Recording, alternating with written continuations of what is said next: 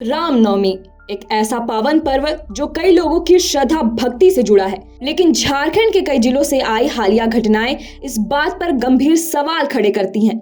जहां एक और लोग भगवान राम के आदर्शों, मर्यादा, संयम की बातें करते हैं, वहीं दूसरी ओर उसी दिन जुलूस के दौरान हिंसा, झगड़े और खून खराबे की खबरें सामने आती हैं। हजारीबाग, धनबाद, कोडरमा और बोकारो जैसे जिलों में जो हुआ वो सिर्फ घटनाएं नहीं थी, बल्कि समाज के लिए एक चेतावनी है कि कहीं हम अपने ही त्योहारों की पवित्रता को खोते जा रहे हैं। सबसे गंभीर घटना हजारीबाग से सामने आई है, जहां एक मामूली विवाद ने जानलेवा रूप ले लिया।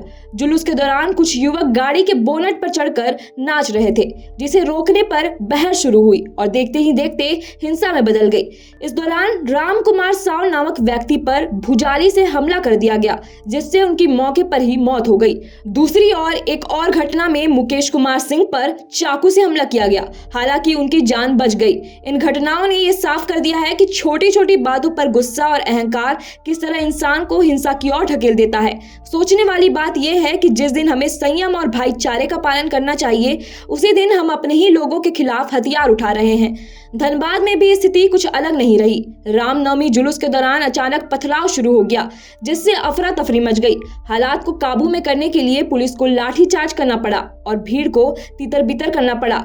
वहीं कोडरमा में जुलूस के दौरान तलवार की करतब दिखाते समय एक युवक गंभीर रूप से घायल हो गया, जिसका सिर फट गया और उसे रांची अस्पताल में रेफर करना पड़ा।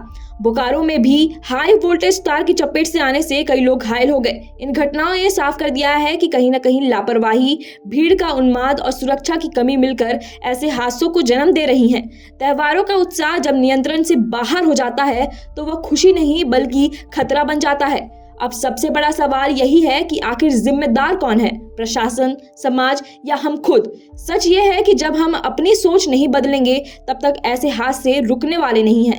रामनवमी हमें भगवान राम के आदर्शों पर चलने की सीख देती है, जहां शांति, धैर्य और मर्यादा सबसे ऊपर है। लेकिन अगर हम उसी दिन हिंसा, झगड़े और नफरत फैलाते हैं तो हमें सिर्फ त्योहार नहीं बल्कि अपनी संस्कृति और मूल्यों को भी नुकसान पहुंचा रहे हैं। जरूरत है कि हम अपनी समझदारी दिखाएं, संयम रखें और त्योहार को सच में खुशी और एकता का प्रतीक बनाएं, ना कि डर और हिंसा का कारण। अगर हम सच में रामनवमी मनाना चाहते हैं तो पहले हमें भगवान राम के आदर्शों को अपनाना होगा। उनका आदर्श ये कहता है कि हमें मर्यादा और संयम में रहना चाहिए, तभी यह पर्व अपने असली रूप में दिखेगा। नहीं तो ऐसे ही हिंसा इसकी पहचान बनती रहेगी।